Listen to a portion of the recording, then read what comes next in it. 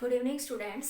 देखो बच्चों, आज हम डिस्कस कर रहे हैं spectral series of hydrogen atom. Atomic spectrum के बारे में बेसिकली बच्चों हम लोग बात करेंगे। किसके बारे में बात करेंगे?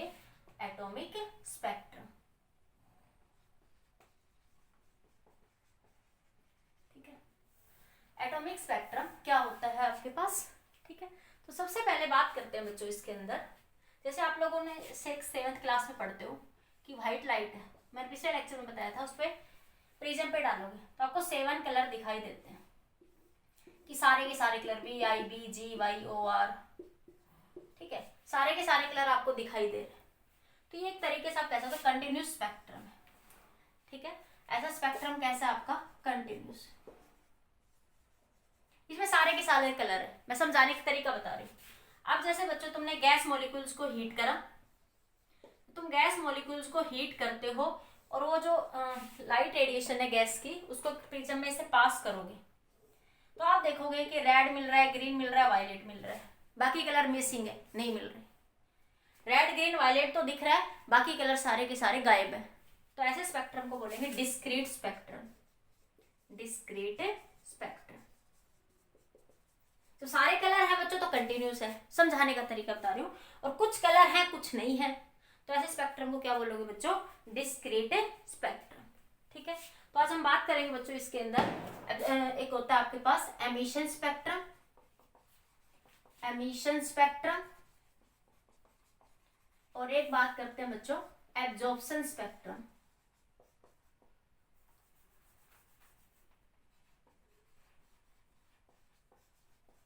Absorption spectrum.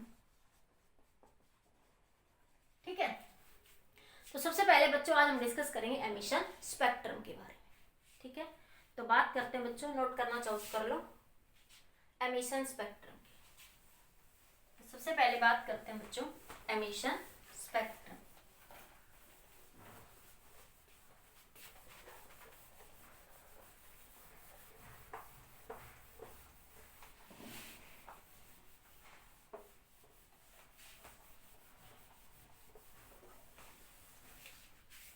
तो बात करते हैं बच्चों एमिशन स्पेक्ट्रम। ठीक है, तो क्या है बच्चों आपके पास? आपने पढ़ा था कि आपके पास न्यूक्लियस है, ये आपके पास न्यूक्लियस है। ठीक है, इलेक्ट्रॉन, नील बोर्ज ने कहा था कि इलेक्ट्रॉन अपने एक पर्टिकुलर ऑर्बिट में क्या कर रहे हैं? रिवॉल्व कर रहे हैं। और जो पर्टिकुलर ऑर्बिट में रिवॉल्व करते हैं तो कोई एनर्जी रेडिएट नहीं करते। तो इस तरीके से आपके पास क्या हो रहा था? जैसे इसके लिए -13.6 वोल्ट एनर्जी चाहिए, इलेक्ट्रॉन वोल्ट, इलेक्ट्रॉन को इस ऑर्बिट में घूमने के लिए। अगर इलेक्ट्रॉन इस ऑर्बिट में घूमना चाहता है तो उसको हम बाहर से जब हीट करेंगे, एटम को हीट करेंगे, एटम को क्या करेंगे बच्चों? हीट करेंगे, बाहर से एनर्जी देंगे। तो वो इतनी एनर्जी गेन करके अगर वो इस लेवल में आता तो एनर्जी कितनी चाहिए? -3.4 इलेक्ट्रॉन वोल्ट। ठीक है, इससे अगले में आता तो एनर्जी और बढ़ती जाएगी। तो उसको इतनी एनर्जी देनी पड़ेगी जिससे वो इतनी एनर्जी एब्जॉर्ब करेगा बच्चों, देनी नहीं पड़ेगी, वो उतनी एनर्जी एब्जॉर्ब करेगा यहाँ से कि आपके पास इस लेवल से इस लेवल में पहुंच जाए आपके पास। ठीक है, जब इलेक्ट्रॉन एक लेवल से दूसरे लेवल में जाता है, ठीक है, तो एक्साइटेड स्टेट में चला गया। तो एक्साइटेड स्टेट में हम भी अनस्टेबल होते हैं। एक तो हम जैसे ग्राउंड पे खड़े हो, एक हम एक ऊपर तख्ता लगा दे उस पर खड़े हो। जैसे मैं एक ग्राउंड पे खड़ी हूँ, अब मैं ऊपर एक लकड़ी का कोई फट्टा सा लगा देते उस पर खड़ी हो जाती, तो मैं ऊपर लकड़ी के उस पर खड़ी हुई अनस्टेबल फील करूंगी। ठीक है, तो एक्साइटेड स्टेट में कोई भी एटम क्या होता है? अनस्टेबल होता है, या कोई भी इलेक्ट्रॉन कैसा होगा आपका? अनस्टेबल होगा। तो इसको बोलते हैं बच्चों ग्राउंड स्टेट। ग्राउंड स्टेट जो सबसे नीचे होती है, और जो ऊपर होती है उनको एक्साइटेड स्टेट 1 2 3 कुछ भी बोल सकते हो। ये जैसे आपके पास फर्स्ट एक्साइटेड स्टेट या सेकेंड एक्साइटेड स्टेट। ठीक है, तो जब एक्साइटेड स्टेट में होगा इलेक्ट्रॉन तो अनस्टेबल होगा। एक्साइटेड स्टेट में इलेक्ट्रॉन कैसा होगा? अनस्टेबल। तो स्टेबिलिटी के लिए बच्चों वो नीचे आएगा। एक्साइट, मान लिया इलेक्ट्रॉन यहां से यहां पहुंच गया, ठीक है, उसने एनर्जी गेन करी बाय हीटिंग और वो यहां पहुंच गया। आई डोंट नो कितनी एनर्जी, 1.5 जितनी भी थी आपके पास, जितनी एनर्जी मान लिया आपके पास कितनी एनर्जी थी? -1.51 इलेक्ट्रॉन वोल्ट एनर्जी चाहिए थी। इसमें चाहिएगी बच्चों -1.51 इलेक्ट्रॉन वोल्ट, इसमें 0.84 इलेक्ट्रॉन, स्टैंडर्ड वैल्यू है ये इसकी। ठीक है, इलेक्ट्रॉन वोल्ट। ठीक है, तो वो जब इस लेवल में या इसमें पहुंच गया, मान लो इसमें पहुंच गया, ठीक है, या इसमें पहुंच गया, सपोज इसमें पहुंच, इलेक्ट्रॉन जो है आपका बच्चों इस लेवल से इस लेवल में पहुंच गया, ठीक है, तो उसको एनर्जी चाहिए, हीट करा उसने एनर्जी ली, तो अब जब वो हायर एक्साइटेड स्टेट में पहुंच गया तो अनस्टेबल हो गया, ऊपर है तो अनस्टेबल फील करेगा, तो तुम तख्ते पे खड़े हो तो अनस्टेबल फील करोगे, ग्राउंड पे खड़े हो तो स्टेबल फील करोगे, ठीक है, तो स्टेबिलिटी के लिए वो वापस नीचे आना चाहिएगा, जैसे तुम्हें तख्ते पे खड़ा कर दे तो तुम स्टेबल हो, थोड़ी देर खड़े हो जाओगे लकड़ी के फट्टे पे, फिर थोड़ी देर बाद नीचे आओगे, तो जो नीचे आएगा तो नीचे आने के लिए उसकी एक कंडीशन है कि इलेक्ट्रॉन जब इस ऑर्बिट में घूमेगा तो उसको एनर्जी डिफरेंस इतना ही होना चाहिए, जैसे मैं कहूँ -13.6 और 3.4 तो 10.2, कितनी एनर्जी डिफरेंस होना चाहिए, इन दोनों एनर्जी लेवल का डिफरेंस कितना होगा 10.2, तो वो अगर पास उसके पास एनर्जी 13.6 होगी, देखो नेगेटिव में एनर्जी बढ़ रही है घट रही है बच्चों, ओवरऑल एनर्जी बढ़ रही है, अगर हम इधर इस लेवल से इस लेवल की तरफ आ रहे हैं तो एनर्जी इंक्रीज हो रही है, नेगेटिव में डिक्रीज हो रही है, ओवरऑल बढ़ रही है पॉजिटिव में, सोचे तो, अरे -13 ज्यादा या -3 ज्यादा, तो -3 ज्यादा होगा बच्चों, ठीक है, तो आपके पास जब इलेक्ट्रॉन इस एनर्जी लेवल से 1 2 3 4 5 6 इधर आ रहा है तो उसकी एनर्जी बढ़ रही है पॉजिटिव में और नेगेटिव में घट रही है, ठीक है, तो वो अनस्टेबल हो जाएगा, और स्टेबल होने के लिए वो कुछ रेडिएशन बच्चों यहाँ से एमिट करेगा, और वो रेडिएशन किसकी फॉर्म में एमिट करेगा, वो फोटोन की फॉर्म में, क्यों करेगा फिर से समझो, कि इलेक्ट्रॉन बच्चों ये न्यूक्लियस है, इलेक्ट्रॉन इस स्टेट में है, ठीक है, जिसकी एनर्जी इसमें -13.4 है, इसमें कितने -3.4, ठीक है, तो ये माइनस माइनस करेंगे तो प्लस हो जाएगा एनर्जी डिफरेंस, ठीक है, तो इलेक्ट्रॉन हमने एटम को हीट करा, तो एनर्जी इलेक्ट्रॉन को कुछ एक्स्ट्रा एनर्जी मिली और वो एक्साइटेड स्टेट में यहाँ चला गया, ठीक है, हाइड्रोजन एटम में के पास एक ही इलेक्ट्रॉन होगा, ठीक है, तो हाइड्रोजन एटम की बात करें तो वो क्या करेगा बच्चों, अब वो अनस्टेबल हो गया इस स्टेट में इलेक्ट्रॉन कैसा हो गया अनस्टेबल, तो स्टेबिलिटी के लिए दोबारा से अपने स्टेट में आना चाहिए, ग्राउंड स्टेट में, तो स्टेबल होने के लिए जब वो नीचे आएगा बच्चों तो वो कुछ एनर्जी को रिलीज करेगा, क्यों, क्योंकि उसको इस ऑर्बिट में घूमने के लिए तो एनर्जी सिर्फ 13.6 ही चाहिए, इससे ज्यादा होगी तो भी नहीं घूम सकता, पर्टिकुलर फिक्स है बच्चों कि इस ऑर्बिट में घूमने के लिए एनर्जी इतनी होनी चाहिए, तो वो क्या करेगा कुछ एनर्जी रिलीज करेगा, और वो एनर्जी किसकी फॉर्म में आएगी मिली बच्चों, फोटोन की फॉर्म, जिसको हम क्या कहते हैं H, ठीक है, तो मान ली इस लेवल को मैं E1 लेवल कह दूं, मैं इसको E2 लेवल कह दूं, तो क्या लिखेंगे E2 - E1 by H, ठीक है, तो क्या हुआ, सबसे पहले एटम को हीट करेंगे, इलेक्ट्रॉन कुछ एनर्जी गेन करके एक्साइटेड स्टेट में जाएगा, बिकॉज एक्साइटेड स्टेट में एटम अनस्टेबल होता है, ये इलेक्ट्रॉन अनस्टेबल होगा, ठीक है, इलेक्ट्रॉन अनस्टेबल होगा तो वो स्टेबल होने के लिए दोबारा से अपने लेवल में आएगा, तो कुछ एनर्जी रिलीज कर देगा, किसकी फॉर्म में, फोटोन की फॉर्म में, ठीक है, एनर्जी रेडिएशन एमिट करेगा, आपके पास वो विजिबल रीजन में भी हो सकते हैं, दूसरे रीजन में इंफ्रारेड फार इंफ्रारेड किसी भी रीजन में हो सकती है, ठीक है, तो आपके पास ये एनर्जी क्या कर देगा वो रिलीज, और यही क्या बताएगी, जो फ्रीक्वेंसी ऑफ रेडिएशन ये क्या बताएगी हमें, स्पेक्ट्रम को बताएगी कि कौन सी लाइन सीरीज है हमारे पास, इतना नोट कर लो एक बार थोड़ा सा, फिर आगे डिस्कस करते हैं, एक बार लिखती हूँ मैं ये सारे पॉइंट जो भी आपको समझाए, ठीक है, मैं लिखती हूँ बस सारे, ये तो बना लेना बच्चों एक बार, है ना,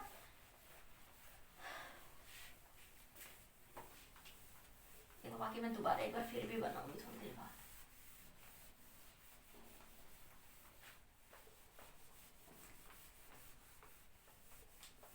आज भी बोर्ड पे बड़ा फ्रिक्शन लग रहा है, साफ नहीं हो रहा जल्दी से,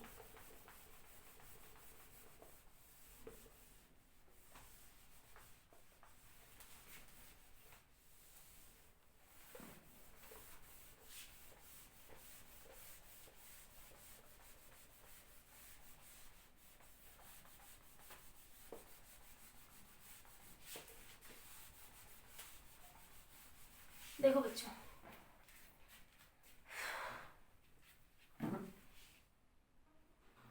देखिए बच्चों, जैसे आपके पास ये न्यूक्लियस या अलग अलग एनर्जी लेवल्स होंगे, ठीक है, इसको हम यहाँ से निकाल सकते हैं, कल बताया था 13.6 Z² by N², hydrogen atom के लिए बात कर रहे हैं, तो हाइड्रोजन एटम के लिए Z की वैल्यू 1 हो जाएगी, ठीक है, E1 के लिए N की वैल्यू 1 एन की वैल्यू 1 2 3 पुट करते जाएंगे तो -13.6 ये ग्राउंड स्टेट हो जाएगी बच्चों, ये कल भी बताई थी मैंने आपको। E2 की वैल्यू -3.4 ये फर्स्ट एक्साइटेड स्टेट। अरे लिख के बताऊं क्या? एन की वैल्यू 2 पुट करोगे, 2 का स्केयर 4 तो ये -3.4 फर्स्ट एक्साइटेड स्टेट, ठीक है। E2 की वैल्यू 3 पुट करोगे तो -13.69 ये वैल्यू कितनी आ जाएगी आपके पास जब आप इसको सोल्व करोगे E3 की वैल्यू तो आ जाएगी -1.51 इलेक्ट्रॉन वोल्ट, ये सेकंड एक्साइटेड स्टेट। ये याद रखना बच्चों, मैं एक साथ लिखूंगी सभी चीजों की वैल्यूज को। ये 13.6 डिवाइडेड बाय 4 E5 13.6 4 का स्केयर मतलब 16 ये 25, ठीक है। इन दोनों वैल्यूज को जब आप सोल्व करोगे तो ये 0.85 इलेक्ट्रॉन वोल्ट और ये 0.34 इलेक्ट्रॉन वोल्ट, ठीक है। इसको आप लोग कह दोगे थर्ड एक्साइटेड स्टेट, इसको फोर्थ एक्साइटेड स्टेट। इसी तरह आगे बढ़ते जाओ। 13.6 डिवाइड बाय 36, अरे यहाँ पे n की वैल्यू 3 ली, यहाँ पे n की वैल्यू 4, यहाँ पे n की वैल्यू 5, यहाँ पे n की वैल्यू 6 ले लोगे, ठीक है। तो ये वैल्यू बन जाएगी -0.38 इलेक्ट्रॉन वोल्ट, ये माइनस है सबके साथ, ठीक है। ये फिफ्थ एक्साइटेड स्टेट, ये बात मैंने बता दी थी। तो ये मैं चीज यही बता रही हूँ कि इसके लिए इलेक्ट्रॉन को इस ऑर्बिट में घूमने के लिए -13.6 इलेक्ट्रॉन वोल्ट एनर्जी चाहिए, इस ऑर्बिट में घूमने के लिए -3.4 चाहिए, इस ऑर्बिट में घूमने के लिए -1.51 इलेक्ट्रॉन वोल्ट, ठीक है। तो ये अलग अलग ऑर्बिट में पर्टिकुलर अगर इस इलेक्ट्रॉन को इस ऑर्बिट में घूमना तो उसको इतनी ही एनर्जी चाहिए, इस ऑर्बिट में घूमना तो उसको इतनी ही एनर्जी चाहिए, ठीक है। जब इलेक्ट्रॉन को हीट करेंगे, एटम को हीट करेंगे तो इलेक्ट्रॉन एनर्जी गेन करेगा और एक स्टेट से दूसरे स्टेट में आ जाएगा। एक स्टेट से दूसरे स्टेट में आएगा तो अनस्टेबल हो जाएगा, और जब वो अनस्टेबल होगा तो स्टेबिलिटी के लिए दोबारा से वो अपनी स्टेट में जाएगा, ठीक है। वो हो सकता है कि इस स्टेट में चला जाए, वो हो सकता है इसमें चला जाए, वो डिपेंड करता है, ठीक है। तो वो रेडिएशन क्या करेगा, एमिट करेगा hν की फॉर्म, और वही रेडिएशन क्या बताएगी आपकी फ्रीक्वेंसी की कंडीशन बताएगी। नोट करिए एक बार जल्दी से पॉइंट सारे, जल्दी नोट करो बच्चों। हो गया, कर लिया नोट? अब देखो आगे।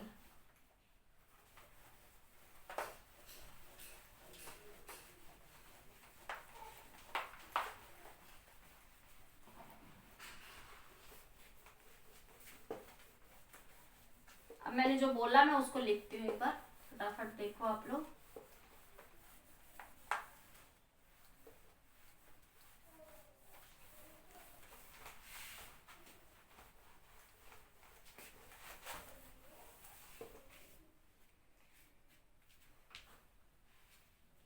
पहला पॉइंट लिखिए, on heating electron absorb energy, on heating electron absorb energy. देखिए बच्चों क्या कह रही मैंने, on heating electron absorb energy, जो मैंने आपको समझाया कि आपके पास हीट करोगे इलेक्ट्रॉन एनर्जी एब्जॉर्ब करके दूसरे लेवल में आ जाएगा, jumps to the higher energy level. जब इलेक्ट्रॉन हायर एनर्जी लेवल में जंप्स कर जाएगा तो क्या होगा, वो अनस्टेबल होगा। Electron is very unstable in higher energy level और एक्साइटेड स्टेट। इलेक्ट्रॉन क्या होगा, अनस्टेबल होगा। And electron back to the lower level, यहाँ पे अनस्टेबल होगा। ये मैं इस चीज को ऐसे बना सकती हूँ कि ये एक्साइटेड स्टेट, ये ग्राउंड स्टेट। तो इलेक्ट्रॉन यहाँ अनस्टेबल है, ठीक है, और वो स्टेबल होने के लिए दोबारा से ग्राउंड स्टेट में आएगा। Electron falls back to the lower energy level by emitting energy in the form of radiation. तो वो लोअर लेवल में आएगा और एनर्जी ऑफ रेडिएशन hν की फॉर्म में, फोटोन की फॉर्म में एमिट करेगा। Energy of such a photon is equal to the difference between the two energy level. ये जो एनर्जी आएगी ना बच्चों बाहर यहाँ से, इन दो एनर्जी लेवल्स का डिफरेंस होगी। जैसे ये -13.6 थी इस लेवल में घूमने के लिए, वो किसी भी लेवल के लिए अलग अलग हो सकती है। ये 3.4, तो ये 10.2 इलेक्ट्रॉन वोल्ट आया था डिफरेंस, ठीक है। तो ये कह रहे हैं कि energy of such a photon is equal to the difference in energy of the two orbit. Difference in energy of the two orbit in level in involve in transition this. ठीक है, तो ई एंड इसको लिखेंगे कैसे, higher energy final minus initial. ठीक है, यहाँ पे ये higher to lower, excited state minus lower state, higher state minus lower state, और जो एनर्जी होगी वो फोटोन के बराबर होगी, एच न्यू। एच न्यू को क्या लिख सकते हो, एच सी बाई लैम्डा। तो देखो बच्चों, ये लैम्डा जो है ना वो डिपेंड कर रहा है एनर्जी डिफरेंस पे। लैम्डा किस पे डिपेंड कर रहा है, एनर्जी डिफरेंस पे। जैसे मैं ये कहूँ कि अब एक इलेक्ट्रॉन इस लेवल से इस लेवल में चला गया, पहले इसमें गया था अब इसमें, तो इसके लिए यहाँ पे ये -13.6 था, ये 3 आपके पास 3.4 और यहाँ पे -1.51। तो इस केस में तो कितना आ रहा था 10 पॉइंट, इन दोनों लेवल के बीच की एनर्जी जो थी इन दोनों लेवल की 10.2 इलेक्ट्रॉन वोल्ट थी। अगर मैं इन दोनों की बात करूं कि इलेक्ट्रॉन यहां से यहां चला गया, मान ली इलेक्ट्रॉन इधर से इधर चला गया, तो आपके पास इसमें 3.4 तो 1.51 और ये 3.4 1 5 में से 4 गया 1 और 3 में से 1 गया 2। ठीक है, तो ये डिफरेंस कितना आया आपका 2.11। ये minus plus final minus initial होकर एडजस्ट हो जाएगा अपने आप, प्लस ही आएगा। ठीक है, तो इन दो के बीच का एनर्जी डिफरेंस कितना बच्चों 2। हो सकता है इलेक्ट्रॉन इस लेवल से इसमें जाए या इसमें आए वापस, दोनों सिचुएशन पॉसिबल है। ठीक है, या वो हो सकता है ग्राउंड में आए, वो डिपेंड करता है अलग अलग कंडीशन के लिए। तो देखो यहाँ पे जो आपके जो वेवलेंथ है वो डिपेंड कर रही है किस पे, एनर्जी डिफरेंस पे। वेवलेंथ किस पे डिपेंड कर रही है, एनर्जी। एनर्जी डिफरेंस अलग होगा तो वेवलेंथ आपको अलग अलग मिलेगी, कंटिन्यूस वेवलेंथ नहीं मिलेगी। वेवलेंथ कैसे मिलेगी, अलग अलग मिलेगी, कंटिन्यूस वेवलेंथ नहीं मिलेगी। तो यही क्या बताता है, डिस्क्रीट स्पेक्ट्रम। एक बार नोट करो बच्चों ये सारे पॉइंट, ये तो सब आपको समझाने के लिए था, पहले भी बता चुकी हूँ ये बातें मैं बार बार आपको। धीरे धीरे समझ आएगा, पेशेंस रखना भाई सभी, थोड़ी देर में सब समझ आ जाएगा क्या कहना चाह रही हूँ। कर लिया नोट सबने, जल्दी नोट कर लो।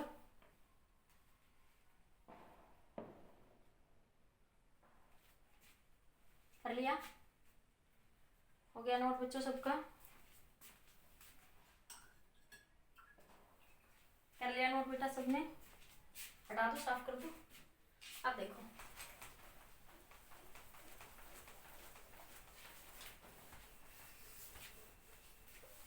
लैम्डा की वैल्यू क्या है, कुछ स्पेसिफिक वैल्यू ही वेवलेंथ की एग्जिस्ट करेगी, सारी वैल्यूज बच्चों एग्जिस्ट नहीं करेगी। कुछ स्पेसिफिक वैल्यू ही ऐसी होगी जो आपके एग्जिस्ट करेगी। तो अब यहां से क्या लिख सकते हैं इस चीज को, तो आपके पास क्या था hc by lambda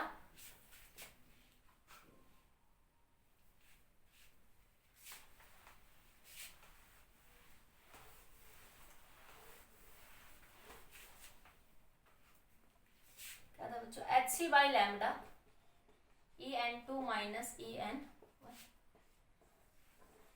lambda have some specific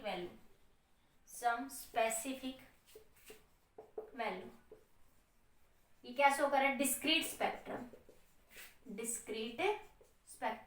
अगर कंटिन्यूस स्पेक्ट्रम होगा बच्चों तो सारी वेवलेंथ एग्जिस्ट करनी चाहिए, और इसमें तो कह रहा है कुछ स्पेसिफिक वेवलेंथ ही क्या करेगी, एग्जिस्ट करेगी। इसे स्पेक्ट्रम कैसा होगा बच्चों, डिस्क्रीट स्पेक्ट्रम होगा। ठीक है, अब बात करते हैं बच्चों इन जनरल, सोल्व करते हैं, हटा दो ये सब बातें, समझ आ गई होगी सारी बातें ना। अब बात करते हैं बच्चों, ये तो मैंने बेसिक बताया कि ऐसा कब होगा कि इलेक्ट्रॉन एनर्जी को गेन करेगा, एक्साइटेड स्टेट में जाएगा, फिर वो लोअर स्टेट में आएगा तो कुछ रेडिएशन एमिट करेगा। ठीक है, ये फ्रीक्वेंसी कंडीशन में नील बोर्स का थर्ड पोस्टुलेट्स था आपका। ठीक है, जिसको मैंने डिटेल में समझाया कि इलेक्ट्रॉन एनर्जी गेन करके एक्साइटेड में जाएगा, वहां अनस्टेबल होगा, फिर डीएक्साइट होगा तो लाइट रेडिएशन एच की फॉर्म में रिलीज करेगा आपके पास। ठीक है, तो बच्चों देखो हमने एनर्जी की वैल्यू निकाली थी यहाँ से -2 pi square m k square z square e की power 4 n square by h का square, k square z square e की power 4 n square by h का स्केयर।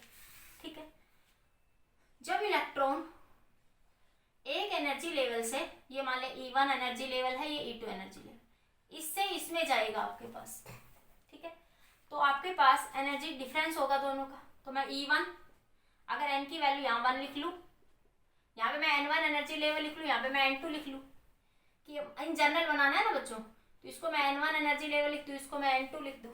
ठीक है, तो N1 से कहाँ जा रहा है बच्चों आपके पास वो N2 एनर्जी लेवल, एनर्जी जब एब्जॉर्ब होगा, सॉरी ये एब्जॉर्ब करके तो इसमें जाएगा, लेकिन जो एमिशन होगा, क्योंकि हम एमिशन स्पेक्ट्रम की बात कर रहे हैं, तो वो कहाँ से कहाँ जाएगा, N2 से N1 में जाएगा। कहाँ से आ जाएगा, N2 से N1 में। तो हमारे पास क्या फॉर्मूला था, H nu is equals to E2 minus का E1।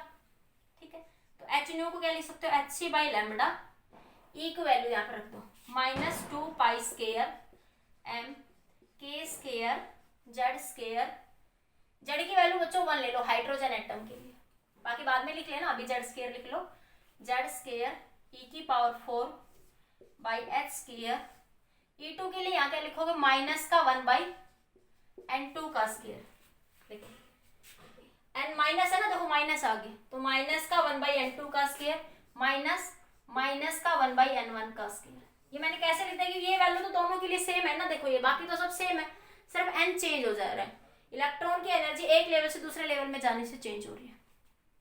तो मैं इसको क्या लिख सकती हूँ बच्चों, एच सी बाई लैम्बडा, मैं इसको उल्टा ले जाऊँ यहाँ पे 1 बाई लैम्बडा, एच सी को मैं यहाँ नीचे ले जाऊँ तो एच क्यूब बन जाएगा, ये 2 पाई स्केयर एम के स्केयर ई की पावर 4 जेड स्केयर बाई, ये एच सी नीचे आएगा तो एच क्यूब हो जाएगा और सी।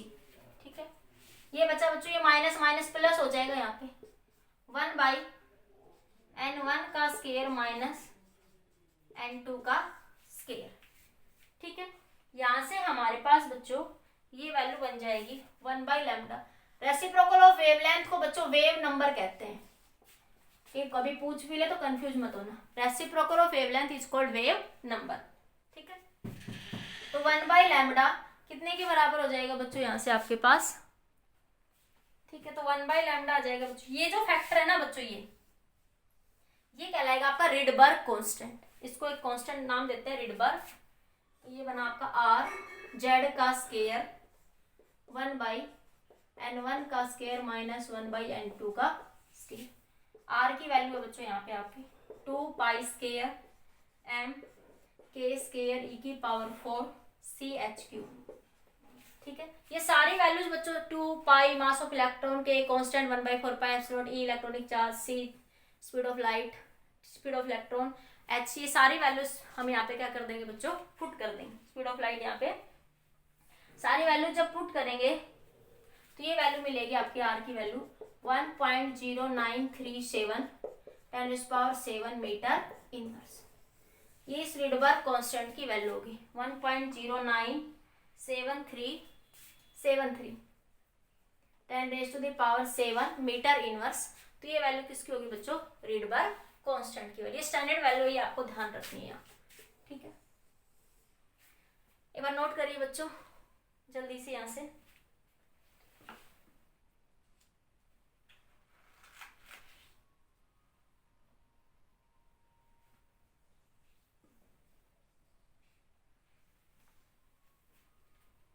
कर लिया।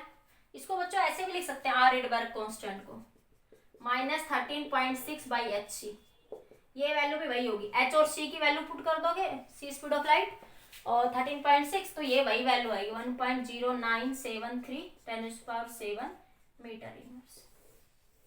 तो कुछ और भी ना याद रहे पूरा फैक्टर, तो ये याद रख लो, आर की value -13.6 by H C. Solve करोगे तो आएगा वही, ये मैंने इसलिए बताया कभी ऑब्जेक्टिव क्वेश्चन में आ जाए, थोड़ा ध्यान रहे आपको। ठीक है, नोट करिए बच्चों इस पॉइंट को। तो ये हमने पहले इतना समझा कि एटम को जब हीट करेंगे इलेक्ट्रॉन एनर्जी लेके एक लेवल से दूसरे लेवल में जाएगा, वहां वो अनस्टेबल होगा, स्टेबिलिटी के लिए वो दोबारा से नीचे आएगा, तो वो H new photon energy emit करेगा। ठीक है, तो उसी कंडीशन को मैंने लगाया।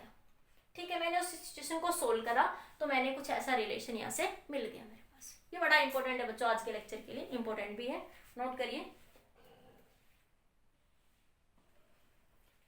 कर लिया, हटा दो सब, नोट हो गया। अब देखो बच्चों यहाँ से, अब मैं इसी चीज को यहाँ से, ये सब नोट हो गया ना सभी को, मैं इस चीज को ऐसे भी लिख सकती हूँ 1 by lambda is equals to, तो जो आपके पास एनर्जी की वैल्यू क्या थी इन जनरल, एनर्जी की वैल्यू के जनरल फॉर्मूले ऐसे भी करके बता देती हूँ मैं, -13.6 Z square by N square, यही तो था बच्चों।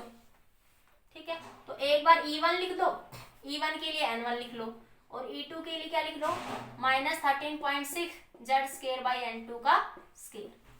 ठीक है, तो इन दोनों को घटा दो, E2 minus E1 HC by lambda, E2 minus का E1, तो HC बाई लैम्डा, ये 1 बाई लैम्डा, इसको सोल्व करेंगे तो ये बन जाएगा आपके पास 1 by lambda -13.6 by HC 1 by N1 का स्केयर -1 बाई N2 का स्केयर। सोल्व करके यही आ जाएगा। तो आप इस रिलेशन को यहां से ऐसे भी याद रख सकते हो, इनटू जेड स्केयर। ये क्या बताया अभी मैंने, रिडबर्ग कांस्टेंट, तो ये बना 1 बाई लैम्डा आर जेड का स्केयर 1 बाई N1 का स्केयर -1 बाई N2 का स्केयर। देखो एक ही बात। ठीक है, आप दोनों बेसिक से समझ सकते हो, मैंने दोनों तरीके से आपको बताया। आप इन जनरल जो शॉर्ट तरीका था उससे भी निकाल सकते हो, आप बेसिक से भी आप ऐसे फाइंड आउट कर सकते हो। तो आया वही, ओवरऑल हमें इसी कंसेप्ट को यूज करना आज। ठीक है, ये वाला नोट करिए बच्चों।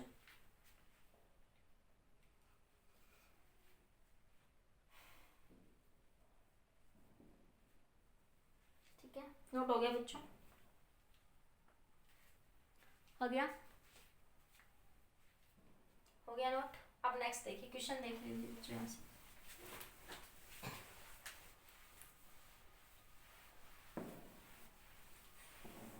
जैसे क्वेश्चन देखिए बच्चों,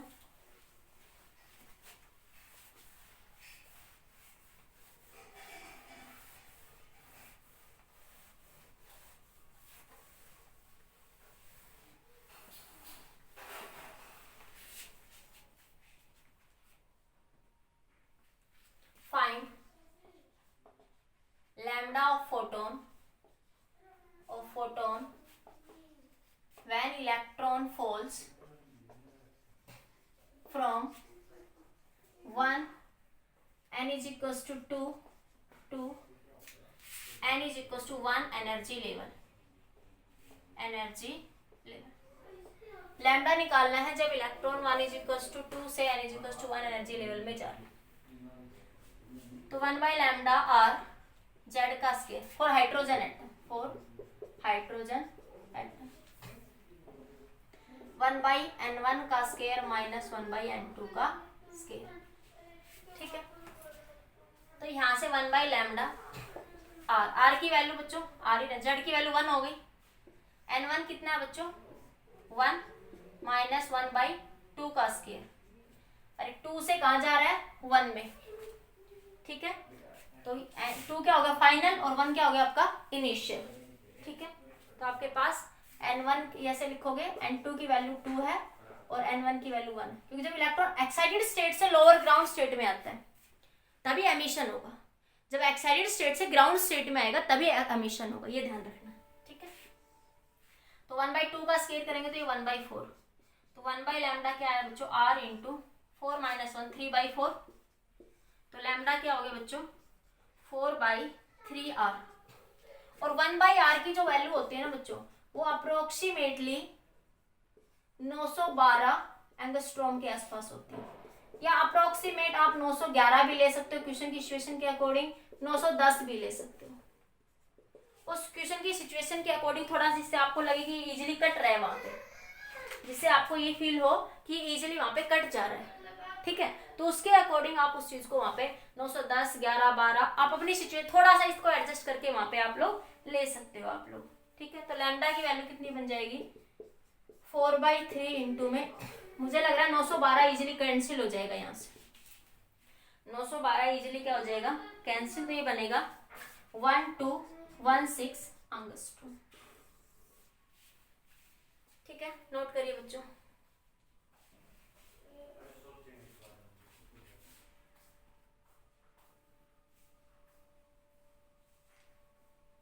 ठीक है, कर लिया नोट।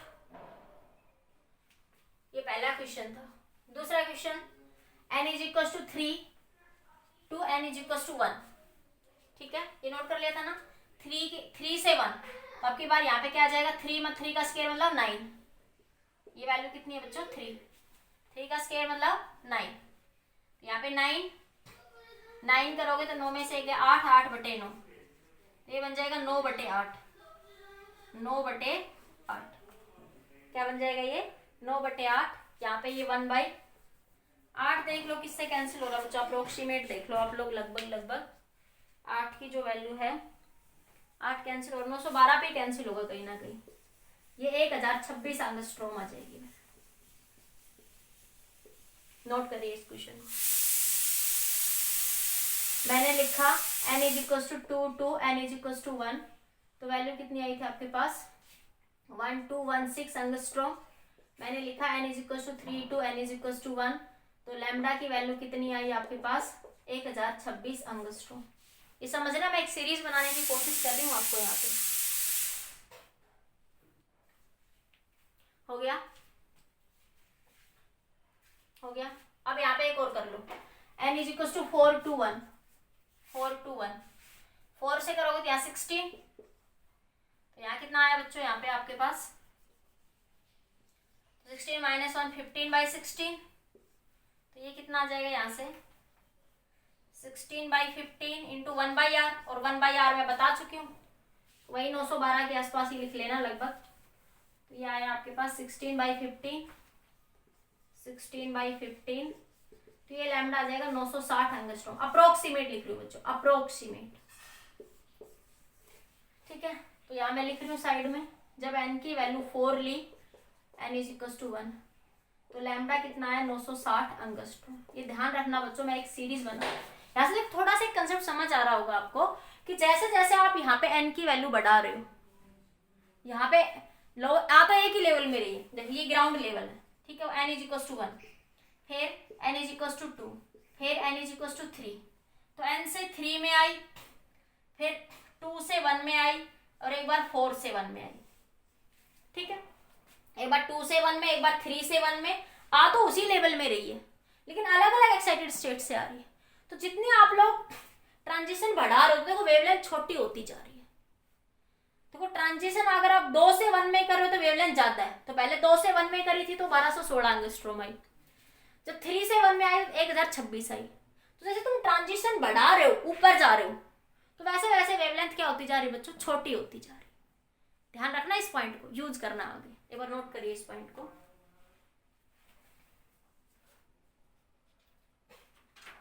इस बात को बच्चों बड़े अच्छे से आपको ध्यान रखना है,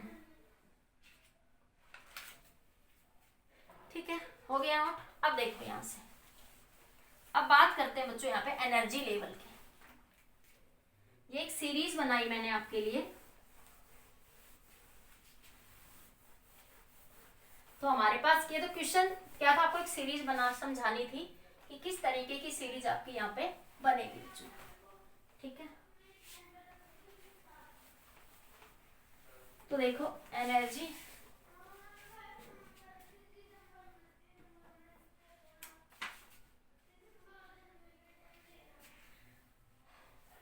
देखो बच्चों ये आपके पास क्या है, सबसे पहले बात करते हैं बच्चों इसमें लाइमन सीरीज। मैं बताऊंगी क्या होता है ये, फिर डायग्राम में बताएंगे। ठीक, स्पेक्ट्रम में बात करें तो स्पेक्ट्रम में हमें अलग अलग सीरीज में थे, लाइमन, बाल्मर, पास्चर, ब्रैकेट और फीबन। ये क्या था, तो इन जनरल वेवलेंथ का फॉर्मूला क्या है बच्चों, RZ का स्क्वायर 1/N1 का स्क्वायर माइनस 1/N2 का स्क्वायर। मैं इसको ऐसे भी लिख सकती हूँ बच्चों, हाइड्रोजन एटम के लिए Z की वैल्यू 1 हो जाएगी फॉर हाइड्रोजन एटम, ठीक है। तो R इंटू ये N1 मतलब N इनिशियल जहां पे वो आ रहा है, ठीक है, माइनस, या मैं इसको N initial minus N final, ठीक है, कि जहां पे वो आ रहा है। जैसे आपके पास इलेक्ट्रॉन, आप ऐसे समझ सकते हो, इलेक्ट्रॉन 2 से 1 में आ रहा है, इलेक्ट्रॉन दूसरे लेवल से किस में जा रहा है, 1 लेवल में जा रहा है।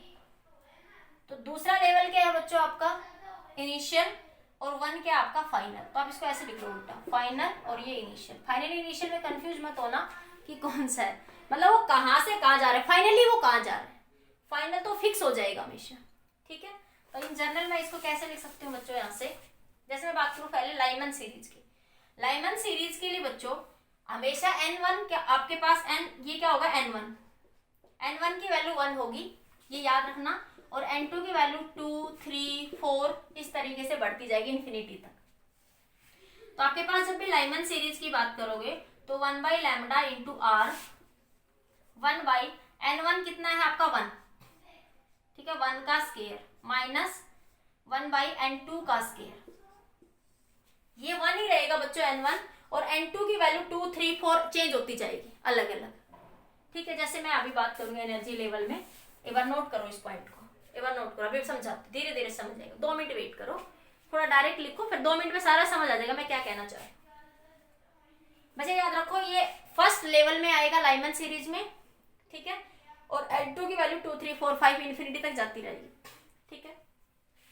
बाल्मर सीरीज, मैं एक बार सीरीज लिखवा दूं, फिर मैं डायग्राम में समझाऊंगी जब आपको समझ आएगी। बाल्मर सीरीज, बाल्मर सीरीज में क्या होगा बच्चों, N1 की वैल्यू 2 हो जाएगी और N2 की वैल्यू 3 से स्टार्ट होगी, N2 की वैल्यू 3 से स्टार्ट होगी, 3, 4, 5, 6, ये बाल्मर सीरीज होगी। तो यहाँ पे 1 की जगह 2 आ जाएगा, बस 2 का स्केयर इंटू N2 की वैल्यू 3, 4, 5, 6 लोगे बाल्मर के लिए, नोट करिए। लाइमन, बाल्मर, ये बच्चों आपकी लाइमन सीरीज अल्ट्रावायलेट रीजन में पाई जाती है, लिख लो ये पीछे, लाइमन सीरीज किस रीजन में मिलती है, ये अल्ट्रावायलेट रीजन। जरूरी नहीं सारी सीरीज आपको दिखाई देंगी, ठीक है, कुछ रेडिएशन दिख रही थी, कुछ रेडिएशन नहीं दिख रही थी। तो लाइमन सीरीज किस रीजन में पाई जाती है बच्चों, अल्ट्रावायलेट रीजन में, और बाल्मर विजिबल रीजन में। बाल्मर के आगे क्या लिख लोगे, विजिबल रीजन, विजिबल रीजन, ये एक सीरीज थी जो हमें दिखाई देती है, विजिबल रीजन, ठीक है। ब्रैकेट,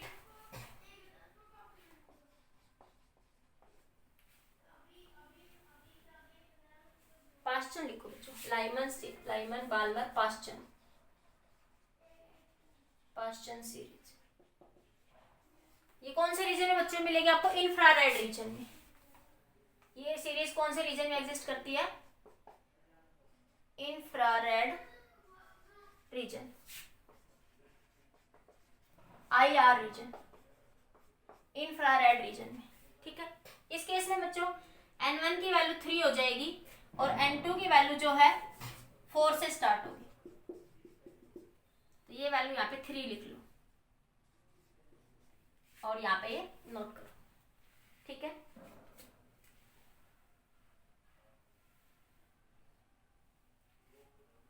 कर लिया, फिर है बच्चों नोट कर लो जल्दी से, हो गया। फिर ब्रैकेट,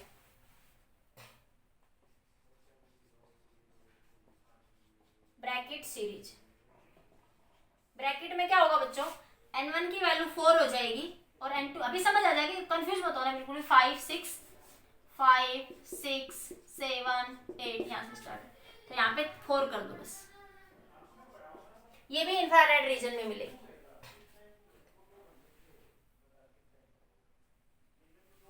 ये भी किसमें मिलेगी, इंफ्रारेड रीजन में, ठीक है। लाइमर, पास्चन, ब्रैकेट, फंड, एक सीरीज और है बच्चों, फंड और हमरी, फंड, ये भी इंफ्रारेड रीजन में मिलेगी बच्चों। यहाँ पे N1 की वैल्यू 5 कर दो और ये वैल्यू 6 से स्टार्ट हो जाएगी, यहाँ पे 5 कर दो बस, ये आपको समझ आएगा। मैं अभी 1 सेकंड रुको बस, थोड़ा सा ये सीरीज लिखवा दूं आपको मैं, फिर आपको समझ आएगा मैं क्या कहना चाह रही हूँ। 2 मिनट वेट करो बच्चों।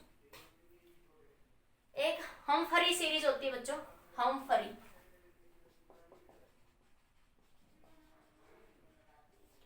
हमफरी में क्या होगी, भी इंफ्रारेड रीजन में होती है, बाकी सारे इंफ्रारेड। सबसे पहले देखो ऐसे याद कर लो, Lyman, Balmer, Paschen, bracket, Pfund, Humphreys, और भी जाती रहती है बच्चों, पी फंड तक ही दे रखा बुक्स में तो हमफरी, ठीक है।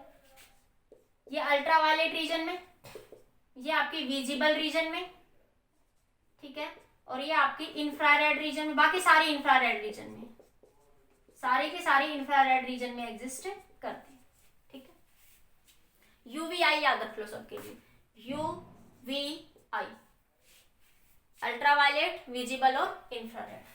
ठीक है, तो ये आपके पास नोट कर लीजिए। तो आपके पास इस सीरीज के लिए क्या हो जाएगा, N1 की वैल्यू 6 हो जाएगी और ये यहाँ पे 7 से स्टार्ट होगी, तो यहाँ पे 6 आ जाएगी। तो इस तरह से चलता जाएगा बच्चों कंटिन्यूटी। ठीक है, तो जनरली हम इन्हीं सीरीज की बात करते हैं। एक बार नोट करो, फिर बनाते हैं। एक बार नोट कर लिया। अब मैं देखो जो लिखवा रही हूँ उसको डायग्राम में बनाती हूँ। Energy level diagram, energy level diagram.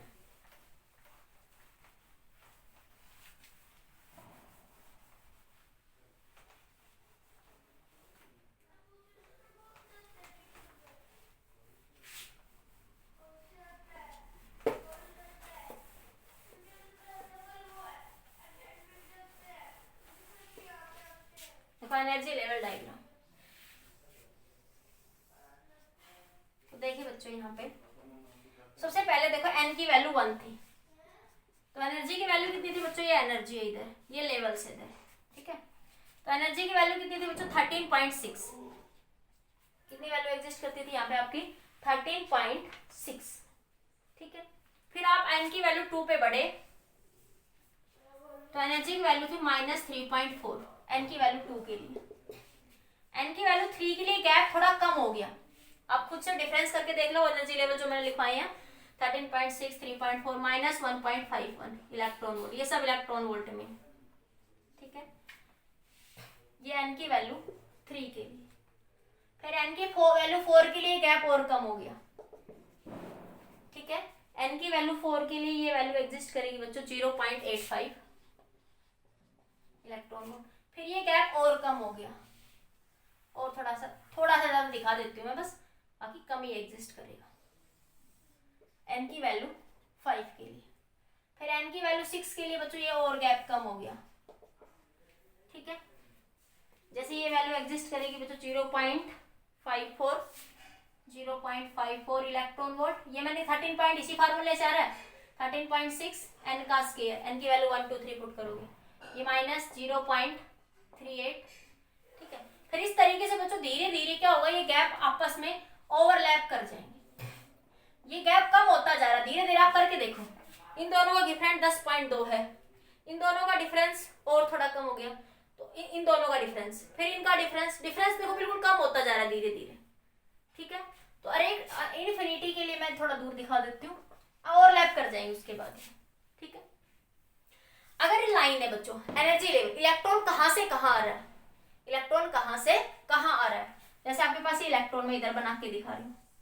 ठीक है, ये n=1 का लेवल है। अगर इलेक्ट्रॉन किसी भी हायर स्टेट से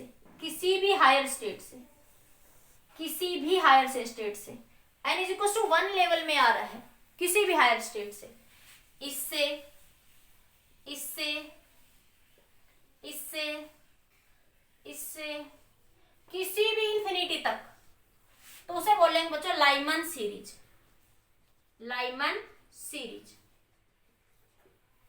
ठीक है, मैंने ये देखो लिखने के लिए वही लिखा था, 1/λ r इंटू 1/n1। n1 की वैल्यू क्या थी, 1 का स्क्वायर माइनस 1/n2 का स्क्वायर, और n2 की वैल्यू कितनी थी बच्चों, वहां पे 2 3 4 5 बढ़ती जा रही थी। ठीक है, तो लाइमन सीरीज ये थी। ठीक है, और बच्चों बात करते हैं बाल्मर। अगर आपके पास कहीं से भी हायर स्टेट से कहीं से भी आपके पास अगर इलेक्ट्रॉन कहीं से दूसरी स्टेट में आ रहा है, जैसे यहां से देखूं मैं तो कहीं से भी यहाँ पे आ रहा है, कहीं से भी हायर स्टेट कहीं से भी, लेकिन n=1 था, ये n=2 में आ रहा है। ठीक है, तो हायर स्टेट से किस में आ रहा है, n=2 में, कोई भी हायर स्टेट इंफिनिटी तक, तो उसे बोलेंगे बच्चों बाल्मर सीरीज।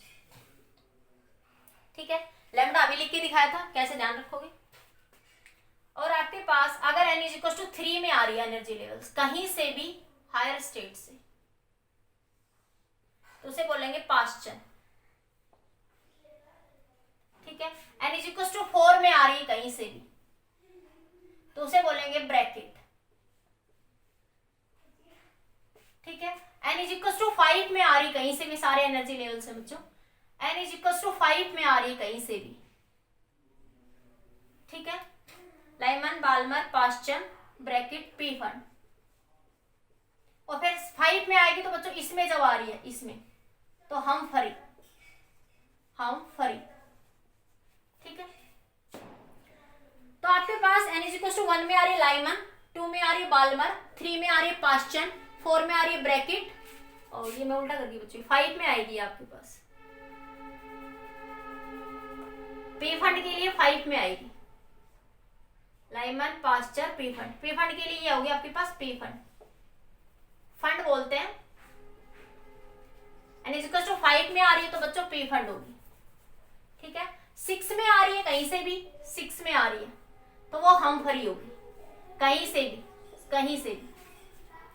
ठीक है। तो ये आपके पास सीरीज थी, लाइमन, बाल्मर, पास्चन, ब्रैकेट और पी फंड। इसके लिए मैंने लैम्डा लिख के दिखाया। अगर लाइमन है तो ये 1 का स्क्वायर, यहाँ पे 1 का स्क्वायर, बाल्मर है तो 2 का स्क्वायर, पास्चन है तो या 3 का, फिर 4 का, फिर 5 का, और वो n2 की वैल्यू उसी के अकॉर्डिंग चेंज होके मैंने लिखवा दी थी आपको, ठीक है। तो ये आपके पास बच्चों स्पेक्ट्रम था आपके पास। अब यहाँ पे देखो मैंने एक चीज दिखाई बच्चों यहाँ से आपको कि देखो ये डिस्क्रीट स्पेक्ट्रम कैसे, अगर मैं लाइमन सीरीज में ही देखो बच्चों, तो देखो अगर n इज इक्वल टू 2 से 1, देखो ये 2 और ये 1, ये वाला लाइन 2 से 1 में आपको वेवलेंथ कितनी मिली, 1216 एंगस्ट्रॉम, कितनी मिली, 1216 एंगस्ट्रॉम। मैंने इसी सीरीज को करके दिखाया। फिर आपने कहा 3 से 1, मतलब ये वाली 3 से 1 में वेवलेंथ मिल रही है बच्चों आपको 1026 एंगस्ट्रॉम, ठीक है। और फिर आपको 4 से 1 में मिल रही है 960, 4 से 1 में मिल रही है 960, ठीक है। अगर मैं इसको और इन जनरल कर लूं, 1 बाई लैम्डा 1 का स्क्वायर माइनस 1 बाई n2 का स्क्वायर, यही था ना फॉर्मूला बच्चों। अगर मैं इसको इनफाइनाइट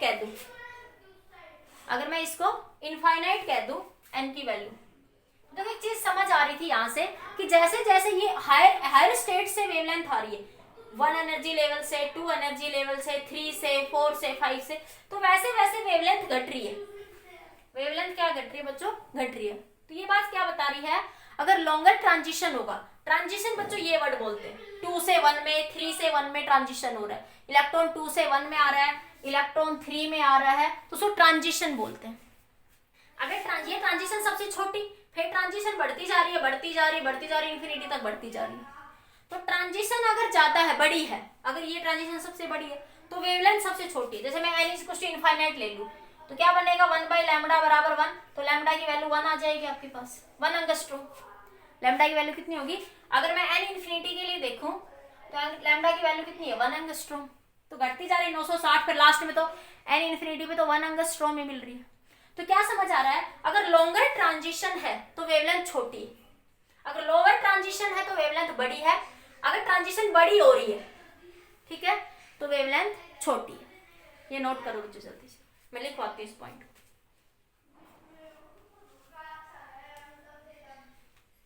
कर लिया? तो हमने क्या पढ़ा, लाइमन, बाल, यही हमारे डिस्क्रीट नेचर को बता रहा है। देखो कंटिन्यूस होता तो 1216 के बाद 1217, 1200, मतलब कि 1100 वाली कुछ सीरीज बन ली थी। देखो सबसे बड़ी ये होगी, लेकिन 1200 के बाद सीधा 1026 मिला, या मैं उल्टा कहूँ 960 के बाद 1000 कुछ मिलना चाहिए था, लेकिन 960 के बाद सीधा 1026 है। बढ़ती हुई बात में बात करूँ, ठीक है। तो सबसे पहले ट्रांजिशन में 1216, फिर ट्रांजिशन बढ़ रही है तो वेवलेंथ घट रही है, तो 1216 के बाद सीधा 1026 मिला, बीच में सब गायब, कुछ भी नहीं है। तो ये क्या बता रहा है, डिस्क्रीट नेचर। या 1216 के बाद 960, या 960 से इन्फिनिटी पे 1 एंगस्ट्रॉम, बाकी सब गायब। तो आपके पास, तो ये देख रहे हैं आप लोग 1226 से 1026 से 960 हो रहा है, बीच में सब गायब है। तो ये क्या शो कर रहा है बच्चों, डिस्क्रीट नेचर। एमिशन स्पेक्ट्रम का क्या बता रहा है आपको, डिस्क्रीट नेचर को क्या कर रहा है बच्चों, ये शो कर रहा है। ठीक है, नोट करिए जल्दी से। कर लिया नोट, हो गया। अब देखो आगे,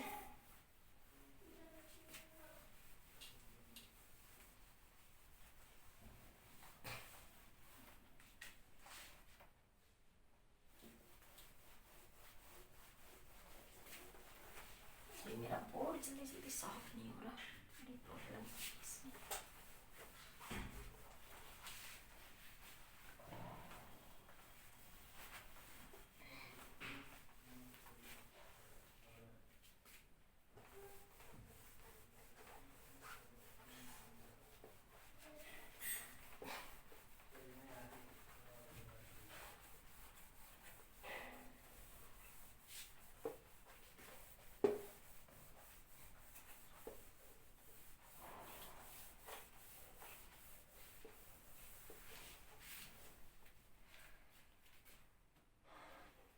नोट डाल के लिख लो, longest wavelength smaller transition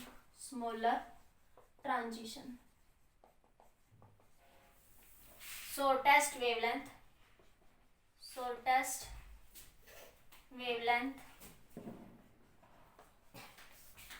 higher transition. या आप हर केस के लिए निकाल सकते हो कि लाइमन में शॉर्टेस्ट वेवलेंथ क्या हो सकती है। जिसमें कहूँ बाल्मर में बात कर लो, चलो मैं एक बार बाल्मर का केस समझा देती हूँ। बाल्मर के केस में in Balmer series find the longest and shortest wavelength. In Balmer series find the longest and shortest wavelength।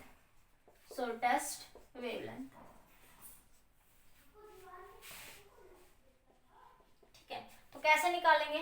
तो देखो बाल्मर के लिए क्या बताया था बच्चों मैंने, n इक्वल टू 2 लेवल में आएगी। ठीक है, तो 1 बाई लैम्डा आर, जेड की वैल्यू 1 होगी। हाइड्रोजन एटम के लिए बात करते हैं बच्चों ये सब।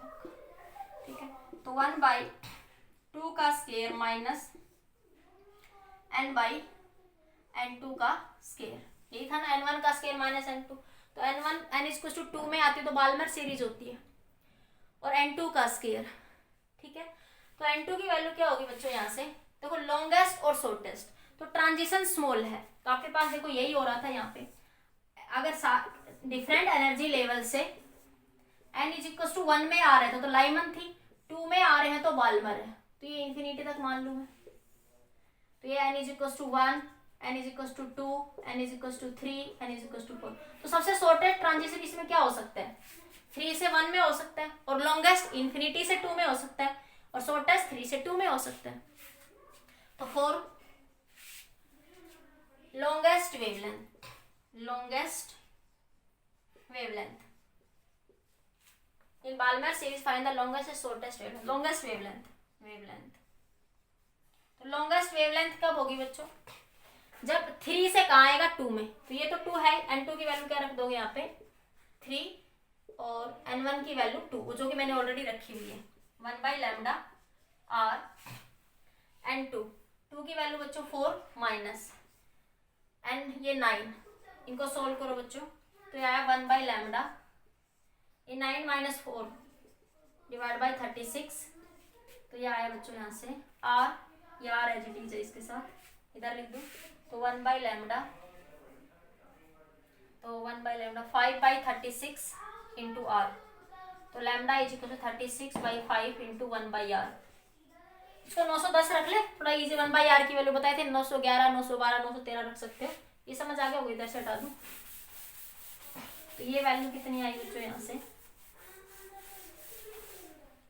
तो 1 by lambda is equal to 36/5 into 910, काट लो इसको, 5 1 जा 5, 4 बचा 8, 5 2 जा 36 की 182 की बच्चों गुना कर लो। 36 और 182 की जब आप लोग गुना करोगे तो देखो वैल्यू कितनी आएगी, मल्टीप्लाई करके देखो कितनी आ रही है, कितनी आ रही है बच्चों ये वैल्यू, 36 मल्टीप्लाई बाई 182, तो ये वैल्यू आएगी बच्चों लैम्डा की, लगभग जो वैल्यू आएगी लैम्डा की आपकी 6552 एंगस्ट्रॉम। तो ये सबसे ज्यादा लॉन्गेस्ट वेवलेंथ होगी। ठीक है, तो वो देखना शॉर्टेस्ट ट्रांजिशन होगी तो वेवलेंथ लॉन्गर होगी। ठीक है, नोट करिए जल्दी से। ठीक है, हो गया, कर लिया बच्चों नोट। अब देखो इसी क्वेश्चन में आप लोग इसी में बात करते हैं 1/2 का स्केयर माइनस 1/n2 का square for shortest wavelength. For shortest wavelength के लिए n की वैल्यू कितनी ले लो बच्चों, इन्फिनिटी, क्योंकि ट्रांजिशन ज्यादा बड़ी हो, हायर ट्रांजिशन होनी चाहिए। तो सबसे ज्यादा लंबी ट्रांजिशन क्या हो सकती है, इन्फिनिटी से हो सकती है। सबसे बड़ी ट्रांजिशन तो क्या हो सकती है, इन्फिनिटी से। तो ये बना बच्चों lambda is equal 1 by infinity तो 0 हो जाएगा, तो 1 बाई लैम्डा r/4, तो लैम्डा की वैल्यू 4/r। ठीक है, तो यहाँ पे लैम्डा की वैल्यू पुट कर दोगे आप 4 इंटू 1/r। 1/r की वैल्यू 912 ले लो बच्चों यहाँ से आपके पास। 1/r की वैल्यू कितनी ले लोगे? 912 या 911 लिख लो। 912 11 एंगस्ट्रॉम, लगभग आपको अंदाजा मिल जाए, 911 लिख लो। ठीक है, तो ये वैल्यू आ जाएगी 3644 एंगस्ट्रॉम। तो ये कौन सी बच्चों? Shortest wavelength, shortest wavelength. और ये क्या होगी? बाल्मर सीरीज की लॉन्गेस्ट वेवलेंथ, लॉन्गेस्ट वेवलेंथ। ये बाल्मर सीरीज की लॉन्गेस्ट वेवलेंथ होगी और ये क्या होगी? Shortest wavelength. इसी तरह आप हर एक सीरीज की, लाइमन के लिए, पास चैन ब्रैकेट, सबके लिए शॉर्टेस्ट और लॉन्गेस्ट वेवलेंथ खुद से निकालेंगे। ये आपका होमवर्क रहेगा, निकालिए, जल्दी नोट करिए, कर लो आप लोग नोट, जब तक मैं मार्कर में इंक डाल देती।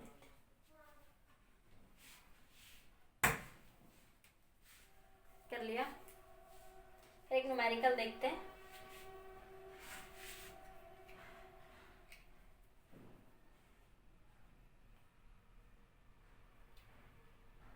कर लिया बच्चों नोट?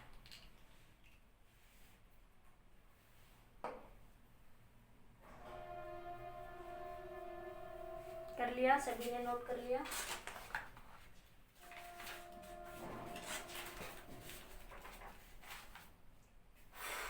क्वेश्चन देखिए बच्चों अब नेक्स्ट आपका।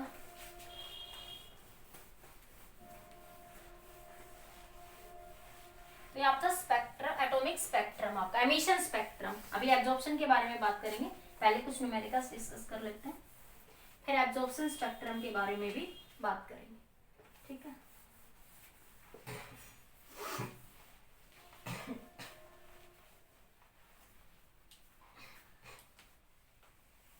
थोड़ा वीडियो लेक्चर बच्चों लंबा हो सकता है क्योंकि एक ही टॉपिक में कंसेप्ट पूरा करना होता है एक लेक्चर में ना, अदरवाइज वो कंसेप्ट गड़बड़ कर जाता है।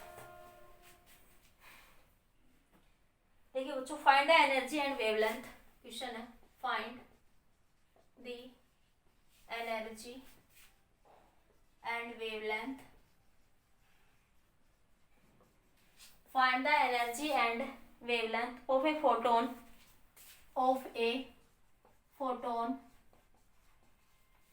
energy and wavelength of a photon emptied when electron in, emptied when electron in hydrogen atom, electron in hydrogen atom, emptied electron in hydrogen atom makes transition from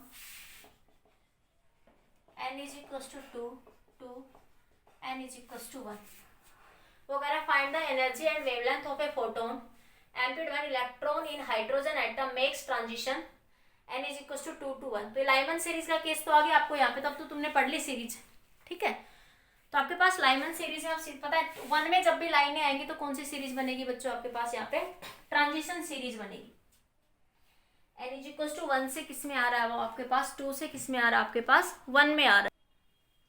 ठीक है, तो आप लोग यहाँ से इसको ऐसे भी कर सकते हो, 1/λ और 1/1 का स्केयर माइनस 1/n2 का स्केयर। 1 में आ रहा है, 2 से 1 में आ रहा है, तो n2 की वैल्यू क्या लिखोगे? 2। देखो ट्रांजिशन कहाँ से कहाँ हो रही है, ये ध्यान रखना है।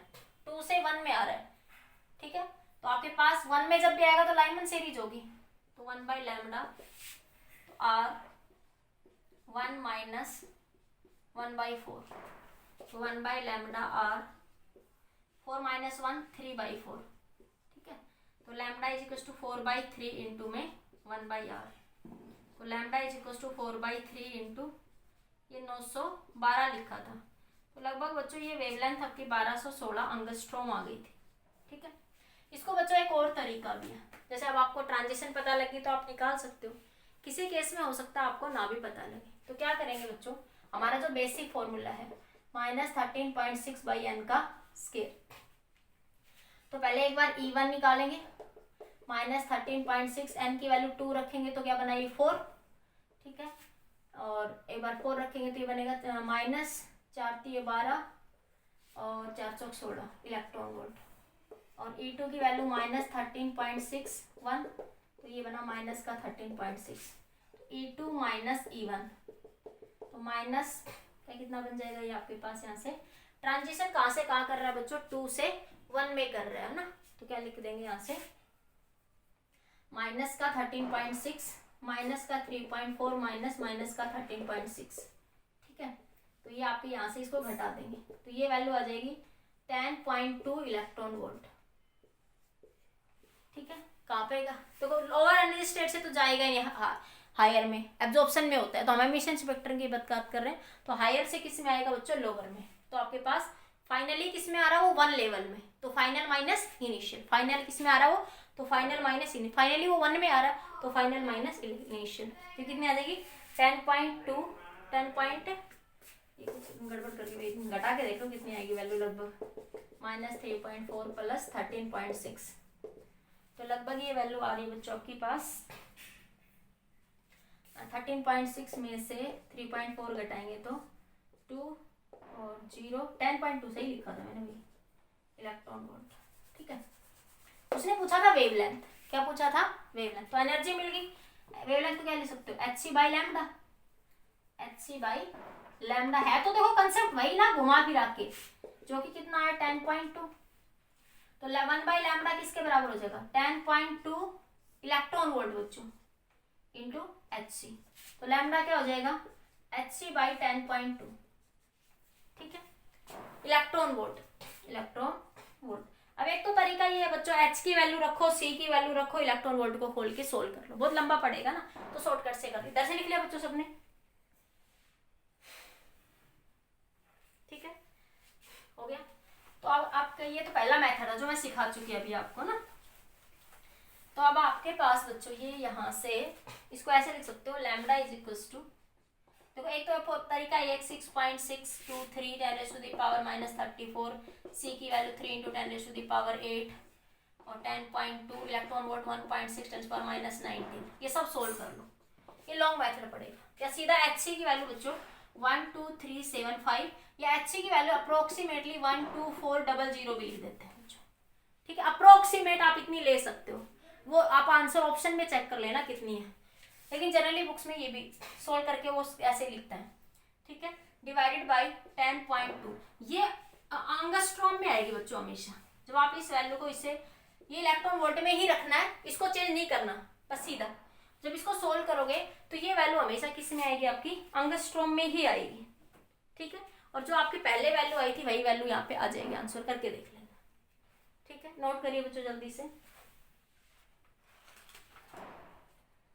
जल्दी नोट कर लीजिए।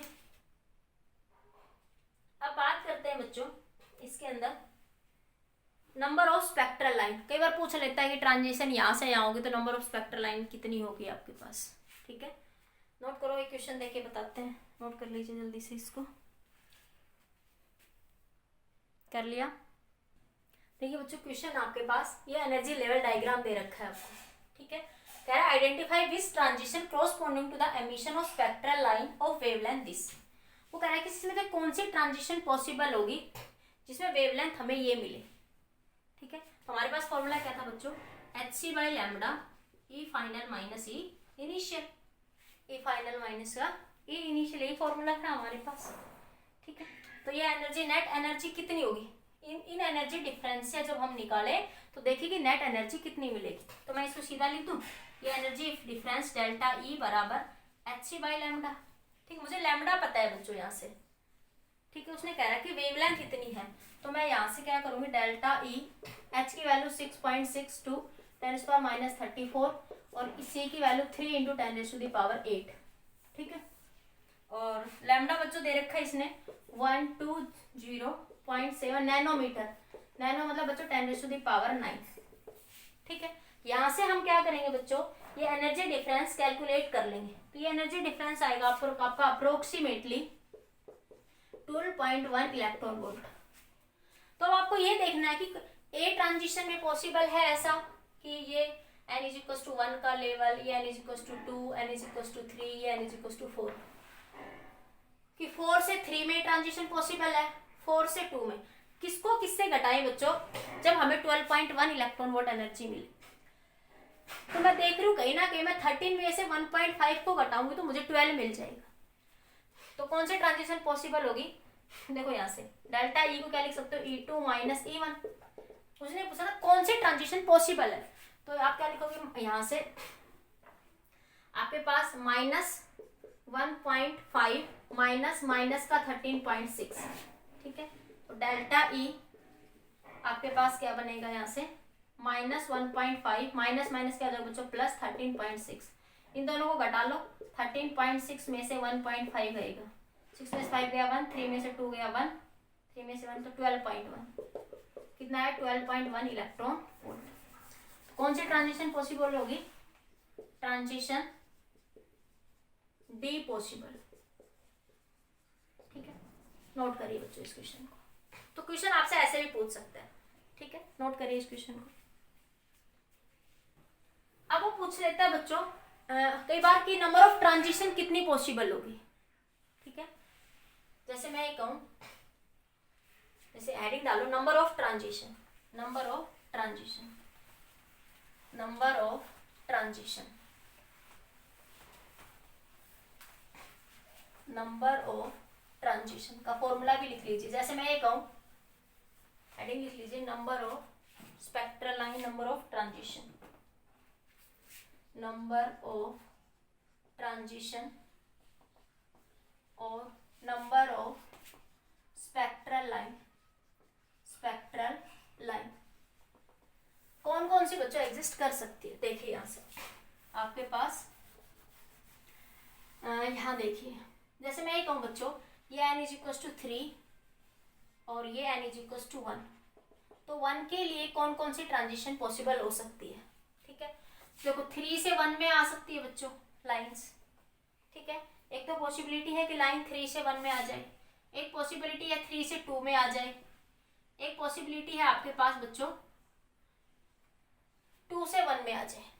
तो एक तो 3 से 1 की ट्रांजिशन पॉसिबल है, एक आपके पास 3 से 2 की ट्रांजिशन पॉसिबल है, एक 2 से 1 की ट्रांजिशन। तो नंबर ऑफ ट्रांजिशन कितनी हुई है, number of spectral line, number of spectral line कितनी एग्जिस्ट करेगी बच्चों, 3, ठीक है। अब इसी तरह मान ले 4 से ले लू मैं, ठीक है। ये n इज इक्वल टू 4, 3, 2, 1।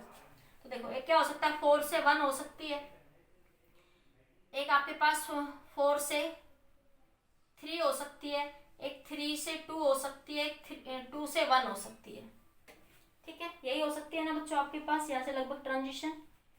एक ट्रांजिशन क्या हो सकती है यहाँ से 4 से 2 में हो सकती है, एक ट्रांजिशन 3 से 2 में हो सकती है, एक ट्रांजिशन 3 से 1 में हो सकती है। ऐसे पॉसिबल थी, ये तो हो गई थी ना, ये वाली तो एग्जिस्ट कर गई थी, ये तो लिख ली ना। देखो 4 से 1 में, 4 से 3 में हो सकती है, ठीक है, 4 से 2 में हो सकती है, 4 से सारी होगी। अब 3 से 2 में हो सकती है, 3 से 1 में हो सकती है, अब 2 से तो सिर्फ 1 में ही हो सकती है, यहाँ पे 2 से 1 में ये हो गई आपके पास, ठीक है। तो आपके पास ये ट्रांजिशन कितने ट्रांजिशन होगी, 1 2 3 4 5 6, कितनी ट्रांजिशन हुई बच्चों, number of transition, number of transition कितनी हुई, 6, ठीक है। अगर बच्चों ये 7 8 9 10 दे दे तो फिर दिक्कत हो जाएगी, ठीक है। अगर ये 7 8 9 10 दे दे तो वहां पे दिक्कत होगी, तो वहां पे एक जर्नल फॉर्मूला लिख लो, फिर कितने निकालते रहोगे, बहुत टाइम लग जाएगा उसमें। तो उसके लिए एक जर्नल कंसेप्ट लिख लो बच्चों, आपके पास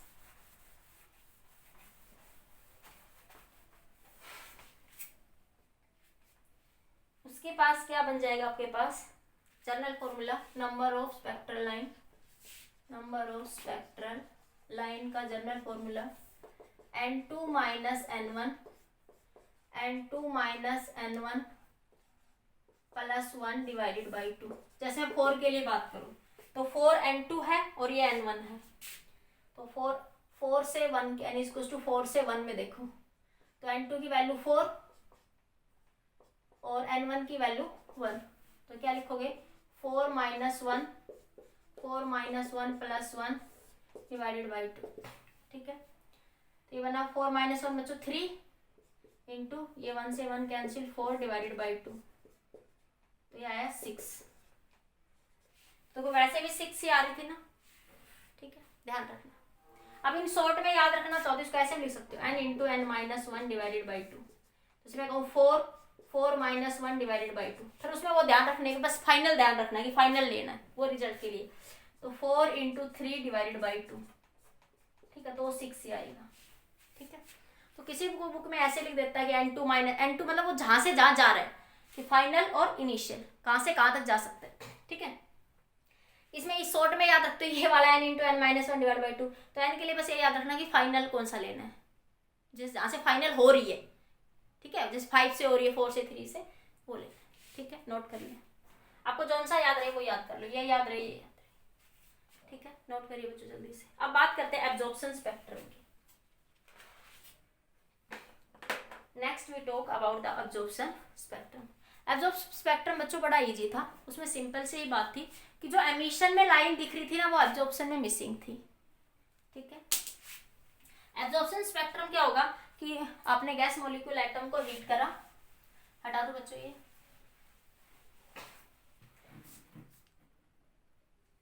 देखिए बच्चों एब्जॉर्प्शन स्पेक्ट्रम। देखो एब्जॉर्प्शन स्पेक्ट्रम में क्या होता है कि न्यूक्लियस है, इलेक्ट्रॉन उसके चारों तरफ रिवॉल्व करते हैं। ठीक है, तो एब्जॉर्प्शन स्पेक्ट्रम क्या होगा बच्चों, इलेक्ट्रॉन एटम को हीट करेंगे। ठीक है, गैस मॉलिक्यूल्स को हीट करेंगे, तो इलेक्ट्रॉन इस लेवल में है, तो वहां से एनर्जी एब्जॉर्ब करके इस लेवल में चला गया या वो इस लेवल में चला गया, और वो उतनी ही एनर्जी एब्जॉर्ब करेगा बच्चों जो उसे एक लेवल से दूसरे लेवल में जाना है या तीसरे में जाना है, वो उतनी एनर्जी एब्जॉर्ब करेगा ताकि वो 1 से 2 में पहुंच जाए या फिर वो 1 से 3 में पहुंच जाए। बीच के इन दो इसके बीच की एनर्जी एब्जॉर्ब नहीं करेगा वो, ये ध्यान रखना। भिखमग्गा नहीं है कि जो मिल गया वही खा लिया, उसका अपना एक स्टैंडर्ड है कि जितनी एनर्जी दोगे वो एनर्जी उतनी ही लेगा ताकि वो एक लेवल से दूसरे लेवल में पहुंच जाए, तो एनर्जी को एब्जॉर्ब करेगा और हायर स्टेट में चला जाएगा। तो जब इस सिचुएशन को देखा गया बच्चों स्क्रीन के ऊपर लाइट ट्रांसमिट करी प्रिज्म में से, तो इसमें देखो सारी लाइट एग्जिस्ट कर रही थी। जैसे मैं कहूँ 6000, 1 2 3, फिर बीच में 6000, 7000, 8000। ठीक है, जैसे मैं कहूँ 6, मैथ से लिख देती हूँ 6000, 6 एंगस्ट्रॉम, 7 एंगस्ट्रॉम समझने के लिए, 8 एंगस्ट्रॉम, फिर बीच में सीधी 12 एंगस्ट्रॉम थे। ठीक है, बीच में सब मिस थी, एक डार्क लाइन दिखाई दी बच्चों इसमें एब्जॉर्प्शन स्पेक्ट्रम में। बीच में क्या दिखाई दी, एक डार्क लाइन। वैसे तो कंटिन्यूस है पर बीच में एक डार्क लाइन है। सारी वेवलेंथ दिख रही है बच्चों एब्जॉर्प्शन में, पर एक डार्क लाइन बीच में दिख रही है। उसका मतलब क्या था बच्चों, और वो कौन सी वेवलेंथ नहीं दिख रही थी कि जो एमिशन में जो लाइन दिख रही थी ना, लाइमन बाल्मर पास्टन ब्रैकेट जो विजिबल में जो हमने बात करी थी बेसिकली, तो जो एमिशन स्पेक्ट्रम में जो लाइंस थी वो यहाँ मिसिंग थी। एमिशन स्पेक्ट्रम में जो एग्जिस्ट कर रही थी एब्जॉर्प्शन में वो सारी क्या थी बच्चों यहाँ पे मिस थी। ठीक है, तो ये था continuous spectrum with some specific wavelength missing is called absorption spectrum. Continuous spectrum है पर कुछ वेवलेंथ यहाँ पे मिसिंग है, और कौन सी मिसिंग है, जो एमिशन में एग्जिस्ट करती है। कौन सी वेवलेंथ है मिसिंग है बच्चों, जो एमिशन में एग्जिस्ट करती है, missing is called absorption spectrum. The specific wavelength that appear in emission spectrum missing in the absorption spectrum. जो एमिशन में मिल रही थी वो एब्जॉर्प्शन में क्या थी बच्चों, मिसिंग थी। बस सिंपल सा यही आपका एब्जॉर्प्शन स्पेक्ट्रम, ऐसे ज्यादा नहीं है। ठीक है, नोट को फिर बात करते हैं drawback of Niels Bohr theory, Bohr's atomic model, limitation of Bohr's atomic model. Note कर लीजिए बच्चों जल्दी से, कर लिया नोट। देखिए बच्चों limitation of bourse theory, bourse theory की भी कुछ लिमिटेशंस थी जो बोर्स ने एक्सप्लेनेशन नहीं दिया, उसने कुछ कंडीशन एज्यूम करी, कुछ को एक्सप्लेन करा। सबसे पहले बात करें बच्चों कि this theory applicable only hydrogen like atom. ये थ्योरी जो है ना हाइड्रोजन लाइक एटम के लिए ही वैलिड थी, जैसे हीलियम पॉजिटिव जिसमें सिंगल इलेक्ट्रॉन एग्जिस्ट करता हो, बाकी केस में ये फेल हो गई। ठीक है, it fails in case of atom with 2 और मोर इलेक्ट्रॉन्स। जैसे आपके पास सिर्फ मैं हीलियम की बात करूँ, जैसे हीलियम पॉजिटिव, लिथियम पॉजिटिव में सिंगल इलेक्ट्रॉन एग्जिस्ट करते हैं, तो ये वैलिड थी। लेकिन सिर्फ हीलियम एटम के लिए बात करूँ या बेरिलियम के लिए तो ये थ्योरी वैलिड नहीं है वहाँ पे। ठीक है, तो it fails in case of atom 2 और more electrons. It does not explain the Zeeman effect and Stark effect. जो बच्चों स्पेक्ट्रल लाइन का आगे पढ़ते हैं आगे और थोड़ा हायर स्टडीज में, कि जैसे इलेक्ट्रिक फील्ड लाइन्स है, ये भी फर्दर स्प्लिटिंग हो जाती है नंबर ऑफ लाइन्स में, H alpha, H beta gamma, इस तरीके से ना। Magnetic field B alpha, B beta gamma, इससे ना तो इसका फर्दर स्प्लिटिंग क्या होगा, मैं दो फील्ड लाइंस एग्जिस्ट करेंगी या नहीं, वो आगे हाइपरफाइन स्ट्रक्चर में आता है, उसके बारे में भी इसने कोई एक्सप्लेनेशन नहीं दिया था। आप लोग सिर्फ डायरेक्ट यहाँ पे याद रखो, it could not explain the Zeeman effect and Stark effect. Zeeman effect में बच्चों मैग्नेटिक फील्ड लाइंस की स्प्लिटिंग होती है और स्टार्क इफेक्ट में इलेक्ट्रिक फील्ड लाइंस की स्प्लिटिंग होती है, ठीक है। It does not take into the wave nature, इसने वेव नेचर के बारे में कोई यहाँ पे अकाउंट नहीं बात करी कि इलेक्ट्रॉन का वेव नेचर होगा नहीं होगा, इसके बारे में यहाँ पे कोई एक्सप्लेनेशन बोर्ज ने यहाँ पे नहीं दिया, ठीक है। इट वायलेट्स द हाइगन अनसर्टेनिटी प्रिंसिपल, केमिस्ट्री में पढ़ते हो बच्चों, हाइगन्स प्रिंसिपल कहता है कि position momentum of the particle can not be exist simultaneously, लेकिन इसने तो बताया कि जब इलेक्ट्रॉन की एक पर्टिकुलर पोजीशन भी एग्जिस्ट करेगी और मोमेंटम भी एग्जिस्ट करेगी, तो इसलिए हाइगन्स प्रिंसिपल का क्या कर दिया इसने, वायलेशन। ठीक है बच्चों, ये कुछ इसके पोस्टुलेट्स थे, नोट कर लेना। आज के लिए इतना ही, बाकी नेक्स्ट लेक्चर में डिस्कस करेंगे।